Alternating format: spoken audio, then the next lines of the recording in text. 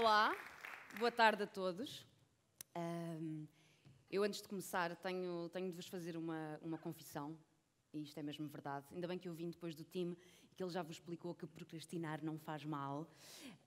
A verdade é que a organização só recebeu a minha apresentação há meia hora e eu estive até anteontem sem saber o que é que eu ia fazer aqui hoje. Porque quando me pediram para vir aqui fazer uma talk no TED, quando uma pessoa pensa no TED, pensa sempre em coisas muito inspiradoras, não é? Muito motivadoras. E este tema, o Inspiring Moves, Propose, pensei, o que é que eu vou fazer? Eu já vi TEDs que mudaram a minha maneira de ver, a minha maneira de pensar, a minha maneira de sentir. O que é que eu tenho para dizer? Eu tenho visto TEDs quase todos os dias e de repente quando me convidaram, eu não sei o que é que vou fazer, eu não sei. E eu só decidi anteontem. Então se calhar vamos começar por aqui, por me apresentar. Eu sou a Diana, sou de cá, sou de Alcobaça, e o meu primeiro emprego foi aqui, na Rádio Sister, aos 12 anos. Eu fui bater à porta da rádio e dizer que queria trabalhar e eles deixaram. Não era bem emprego, não é? Porque eles não me pagavam, era só trabalho. E eu, desde muito nova, que soube que queria ser atriz. Eu não sei se sabia exatamente pôr um nome naquilo que eu queria fazer, mas quando eu descobri, quando encontrei uma escola de teatro, eu sabia, é isto que eu quero fazer. Então eu tinha 15 anos quando eu fiz o meu primeiro contrato. Eu disse aos meus pais que queria seguir teatro. E os meus pais, claro, como qualquer pai sensato de uma adolescente de 15 anos, que acha que consegue tudo, disse, não, tens 15 anos, não, acalma lá os cavalinhos, não vais sair daqui. Porque eu queria estudar teatro em Lisboa, numa escola profissional de teatro de Cascais. Eu não queria esperar até à faculdade. E então eles não me deixaram. E eu quis tanto, que eles me prometeram deixar-me fazer as audições, mas com umas certas condições. Eu, é? Então vamos falar de condições? Então esperem que eu vou fazer um contrato convosco.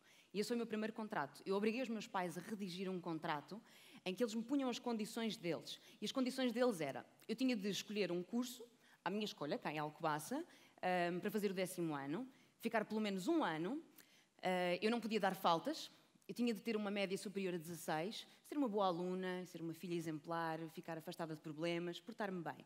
Se eu conseguisse cumprir isso tudo depois de um ano, então eles ponderariam deixar-me ir fazer as audições. Ok. Contrato feito, redigido, assinado, os meus pais assinaram e eu levei aquele contrato muito à letra. Passado um ano, já os meus pais não se lembravam que tinham feito esse contrato comigo, passado um ano eu fui ter com eles e disse, está aqui o contrato, está aqui a minha caderneta, eu fiz aquilo que vocês me pediram, eu não tive faltas, eu escolhi um curso aqui, eu tive uma média superior a 16, eu formei uma série de clubes na escola, estive à frente de uma data de organizações. Meus pais acharam, mas não te passou isto? Não era só uma ideia parva? Eu disse, não, está aqui, tem isto tudo, vocês assinaram, eu cumpri a minha parte, cumpram agora a vossa. Eu já sei quando é que são as audições, já me inscrevi, vou fazer as audições, sei quais é que são os autocarros e já sei até de um quarto que eu posso alugar lá em Cascais. Como é que é? Levam ou vou sozinha? Isto sou eu, com 16 anos, na minha primeira peça na escola de teatro. Eu fiz as audições, meus pais foram comigo, eu entrei em primeiro lugar na escola e depois deles verem e falarem com os professores e verem quão feliz eu estava lá, com 16 anos, eles não podiam dizer que não. Os meus pais nisso foram muito encorajadores.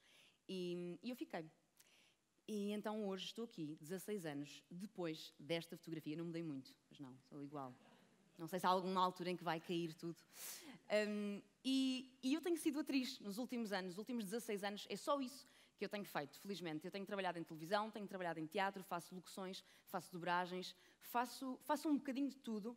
E podia-vos falar de vários trabalhos que eu já fiz, coisas boas, coisas menos boas, algumas dificuldades, a quantidade de vezes que eu já pensei em desistir, mas vai tudo de volta para o contrato que eu fiz. Eu penso sempre naquele contrato que tinha umas letrinhas muito pequeninas, não tinha, mas faz-te conta, uma cláusula que dizia, não desistas, não desistas. Se tu lutaste tanto para os teus pais assinarem este contrato e para cumprirem este contrato, então vai até ao fim.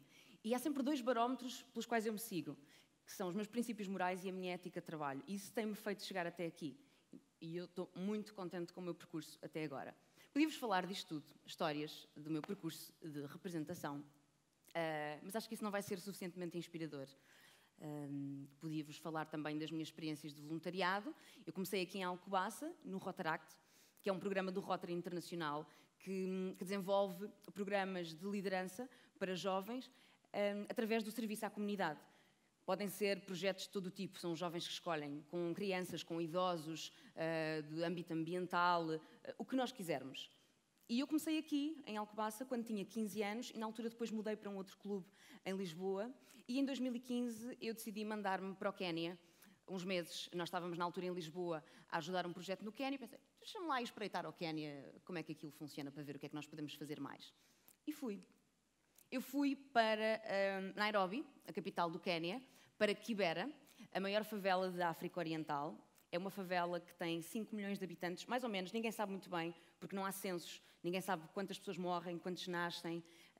Só uma parte da favela é que está eletrificada, uma outra parte é que tem água, às vezes os dias não coincidem. Estamos a falar de famílias com 10, 11, 12 membros que vivem todas confinadas num espaço de 4 ou 5 metros quadrados, sem saneamento básico, com condições muito precárias a todos os níveis, em que ninguém é dono da sua própria casa, se é que podemos chamar casa a isto. É o governo que é dono destas casas, portanto, estas pessoas não têm esperança. A esperança é muito escassa, não fazem ideia do que é que vai acontecer e não têm consequências das suas ações. E foi aqui que eu tive o meu primeiro momento pau, que algumas pessoas chamam de chapada na cara, outras pessoas que chamam de murro no estômago. Eu gosto de usar uma expressão da atriz Ana Bola, que eu adoro, que é, e vou-vos dar uns segundos para vocês imaginarem esta imagem, que é levar com um pano encharcado nas trombas. Dói, não é? Não é bonito? Foi isso que me aconteceu. Eu fui para Kibera achar que com os meus ensinamentos ocidentais de branca, que conseguia ensinar-lhes alguma coisa com as minhas falinhas mansas, com os meus princípios de educação. Eu achava que podia mudar o mundo, lá situado na pequena Kibera, com aulas de teatro, imaginem, com aulas de teatro. Eu achei, não, eles se calhar precisam muito estar em contacto com as suas emoções, né, expressarem-se. Não, acreditem, não funcionou, durou um dia. Eu tinha ao meu encargo, durante algum do tempo em que eu vivi lá, tinha comigo estas duas crianças, o Brian e a Mimi.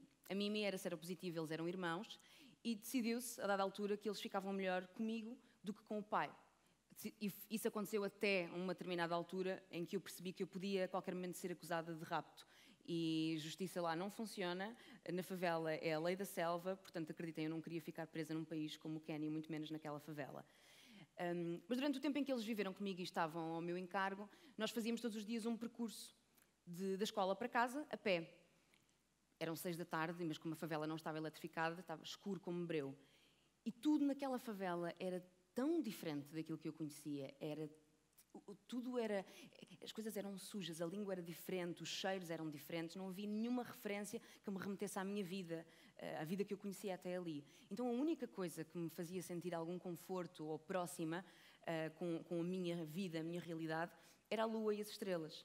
E então nós, quando andávamos até casa, eu falava-lhes sempre da lua, as estrelas, as constelações, já viram a fase da lua, a semana passada não estava assim, agora vai mudar. Nada. Não queriam saber patavina, não me prestavam atenção nenhuma, continuavam a brincar, a olhar para baixo. Eu disse, mas porquê que vocês não querem saber destas coisas? Estou-vos a ensinar coisas, pá. E eles nada. Até que há um dia, e aqui foi o meu momento pano encharcado nas trombas, até que há um dia que ele, o Brian, vem ter comigo e diz, olha, eu já sei responder à tua pergunta. Sabes porquê é que nós não queremos saber sobre a lua e sobre as estrelas? Nós nem sequer sabemos se vamos comer nessa noite. E eu pensei, claro, é isto mesmo, que estupidez. O que é que eu quero tentar ensinar a esta gente? Não adianta, primeiro tenho que aprender e só depois é que posso tentar ensinar alguma coisa. E eu aí percebi, o meu tempo aqui vai ser muito mais útil se eu usar de uma maneira que para eles seja útil também. Então, a partir daí, eu fiz uma descoberta incrível, que é, há 4 homens ingleses muito, muito inteligentes que diziam uma coisa importantíssima. All we need is... Ba-ba-ra-ra-ra. All we need is... Exatamente. Então, a partir daí, eu pensei, é a única coisa que eu posso fazer por eles. E não vou estar a fazer jogos e mímicas e ensinar-lhes nada, porque daqui a um tempo vou-me embora e isto vai ficar tudo igual. Então, eu só lhes vou dar amor e carinho. E a partir daí, os dias eram assim, de beijos e abraços, deixá-los tocar na minha pele, que era uma pele diferente, o meu cabelo, que era diferente, mostrar-lhes fotografias, coisas minhas, ensinar-lhes coisas, mas coisas práticas, nada que eles fossem levar, escrever no livro, ninguém se vai lembrar de nada daqui a um mês sequer, mas iam-se lembrar do amor que eu tinha para partilhar com eles. E esse foi o ensinamento mais importante. A nossa sociedade impõe-nos, às vezes, viver assim sobre determinadas regras e fazer as coisas certinhas by the book, não é? Dizem-nos que nós, se formos um bom aluno, conseguimos ter um bom emprego, e depois arranjamos um bom marido ou uma boa mulher, temos bons filhos, de preferência 2,5 para ficarmos na média nacional, um bom cão, um bom gato, temos uma boa casa e pouparmos para termos uma boa reforma e uma boa vida, não é? Eu estava ali assim entre o passo 2, 3, 4, quando eu pensei, isto é muito giro, só que não sei se é isto que eu quero. E então, aquilo que eu fiz foi pôr a mochila às costas e depois do Quénia eu percebi que o mundo era muito grande e a vida era muito curta e a minha experiência de 4 meses a viver no Quénia ensinou-me que lidar com realidades muito diferentes, que eu já fazia isso cá com o voluntariado, mas de facto é outro nível o Quénia. E eu percebi que me tinha transformado numa pessoa muito mais tolerante, muito mais aberta a outras culturas, outros horizontes e que tinha ganho um autoconhecimento que eu nunca conseguiria cá com nenhum curso. Então eu pensei, é isto que eu preciso agora, eu vou-me embora. Pus a mochila às costas e fui. As pessoas dizem assim, mas deves ser rica, porque andaste tanto tempo a viajar, deves ter imenso dinheiro. Mas não, eu vou-vos explicar, é muito simples. Aquilo que eu fiz foi, pratiquei o desapego. Há tanta porcaria que nós temos em casa que não precisamos. Acreditem, eu percebi isso tudo depois do Quénia. Nós não usamos metade das coisas que temos. Então eu agarrei em tudo que tinha lá em casa, que eu sabia que não precisava. Comprei uma licença para ir para a Feira da Ladra. Custou-me 4€. Com a ajuda de muitos amigos meus, fizemos uns cartazes catitas e passámos 10 horas na Feira da Ladra.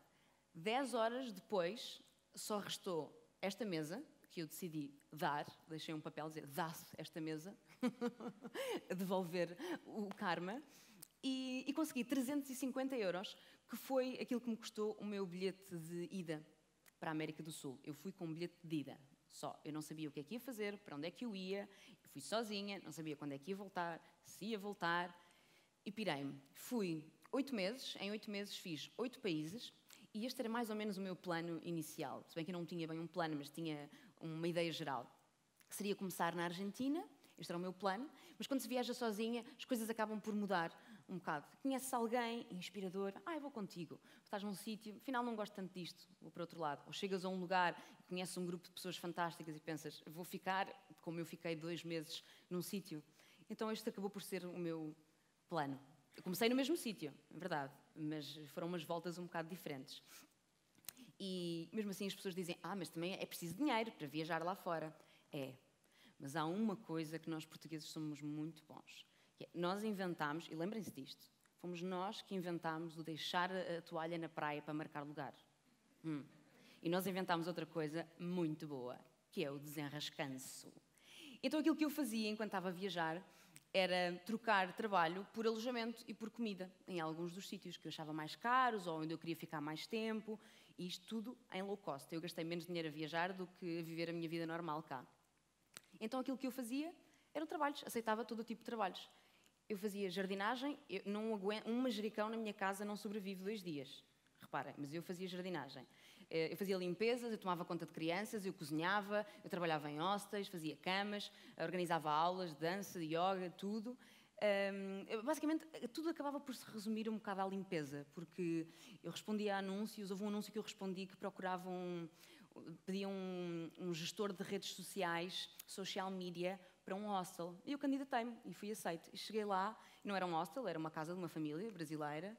E eu disse, não é bem mídia, é limpeza, não é? É limpeza. A mídia a gente não tem, é limpeza. Boa. E como eu me tinha proposto a fazer tudo e só desistia se sentisse que a minha vida estava posta em perigo, então eu fui. Eu fiz este contrato comigo mesma. Eu vou até ao fim, sem saber onde é que eu ia acabar. E as pessoas perguntavam, mas não tens medo? E podes ser assaltada, e podes ser violada, e podes-te perder, e vais perder trabalho. Isso não faz sentido nenhum, tu és louca. Ok, há coisas que não dependem de mim, é verdade. É preciso estar muito atenta. Mas há uma coisa que depende de mim. E é uma coisa que todas estas pessoas aqui atrás têm. Que é o quê?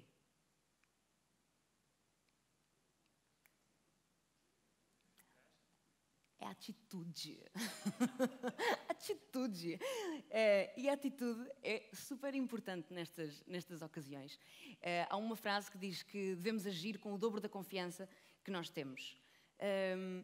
E isso foi o que aconteceu. Eu fiz este contrato comigo, eu queria mesmo muito fazer isto e eu comprometi-me. E claro que houve alturas menos boas, houve alturas ótimas, e eu podia-vos falar da quantidade de histórias que eu vivi aqui, as pessoas que eu conheci, tanta coisa que eu vos podia dizer, mas também não sei se isso ia ser suficientemente inspirador. Eu conheci tanta gente, conheci tantos lugares incríveis, vindo lá uma pessoa tão diferente, tão mais aberta. Podia-vos falar, por exemplo, da Denise. A Denise é brasileira, eu conhecia enquanto estava a viajar, e ela tinha vivido um casamento de violência doméstica extrema. E a gota d'água foi quando o marido dela lhe apontou uma faca à garganta, e ela aí teve coragem, desistiu, fugiu de casa. Nesse mesmo dia conheci a Simone.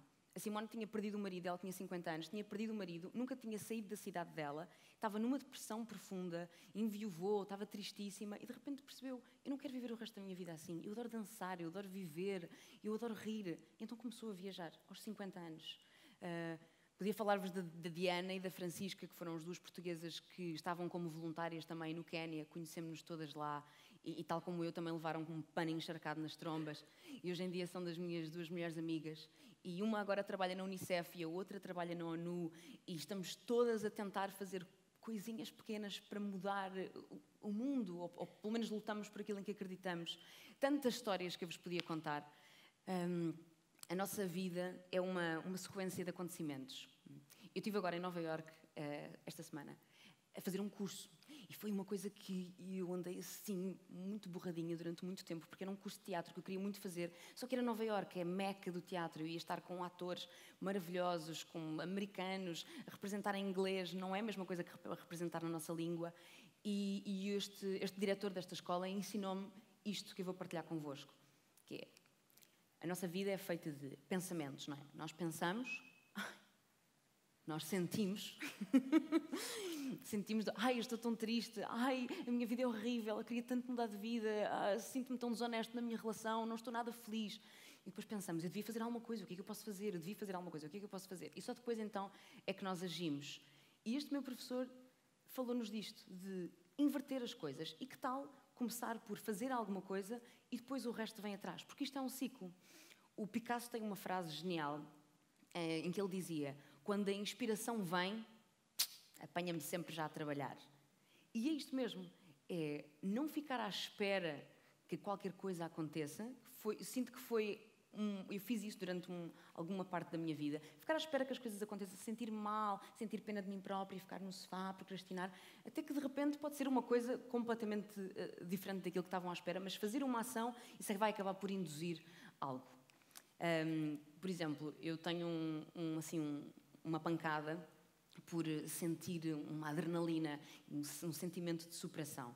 E então, sempre que eu estou assim numa encruzilhada, um momento mais difícil da minha vida, eu proponho-me fazer um desafio para depois ter esse sentimento de superação.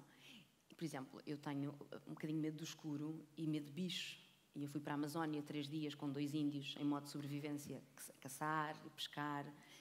Eu sou claustrofóbica e fui com os mineiros na Bolívia para uma mina de prata. Fiquei lá 1 hora, 5 metros abaixo do chão, com explosões, porque eu queria ver as condições de vida deles. Não mudei nada, mas eu mudei. Eu não mudei nada, mas eu mudei.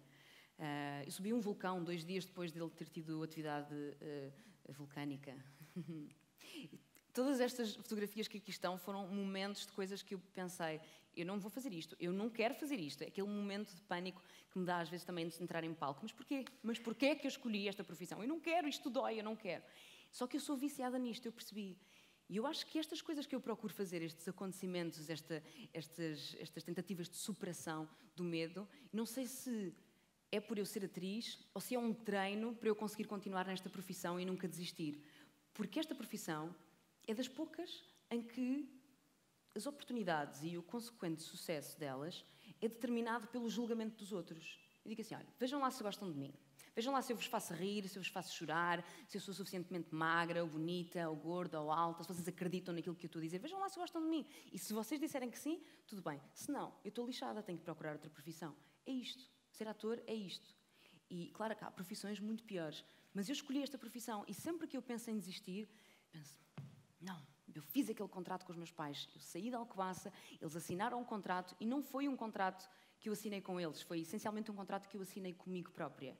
E este contrato não é só não desistir de ser atriz, não desistir da minha profissão, é não desistir de lutar por aquilo em que eu acredito, seja eu de repente ir viajar, ou eu propor-me a fazer uma coisa completamente diferente, ou eu preocupar-me com causas sociais, porque as minhas ações não me definem. Eu sou várias coisas, eu sou atriz, eu gosto de viajar, eu preocupo-me com causas sociais, eu preocupo-me com tanta coisa, eu quero ser tanta coisa que eu sinto, tenho uma sede de viver, porque acho que a vida é mesmo muito curta e nós estamos sempre confinados a um espaço tão pequeno. Porquê? Eu não sei muito bem se alguma das coisas que eu disse aqui foi suficientemente inspiradora para uma TED Talk, mas eu posso partilhar as coisas que eu aprendi ao longo destes anos convosco, que é, comigo resultou desistir de pensar que eu vou mudar o mundo. É preferível pensar que vamos mudar o dia de alguém. Se nós conseguirmos fazer melhor, tornar melhor o dia de alguém, eu acho que isso já vale a pena. Não pensar grande, pensar dia a dia. E perceber que a vida é muito curta e que de facto há muita coisa lá fora que nos vai fazer crescer cá dentro. E o último desafio que eu vos deixo é qualquer coisa, seja o que for que vocês têm que lutar, lutem por aquilo que acreditem, digam que não àquilo que vocês não querem.